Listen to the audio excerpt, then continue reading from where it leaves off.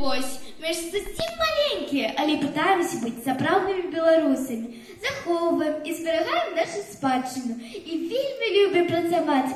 Таму і бацькам, і бабулям, і дзедалым дапамагаем. Усе летнія канікулы праводзім у вёсцы. Нам нават мянушку далі. Дзетвара вясковая. Пра тое, як мы будзем працаваць, вам раскажам у нашай жартоўнай песні, якая называецца «Дзетвара вясковая».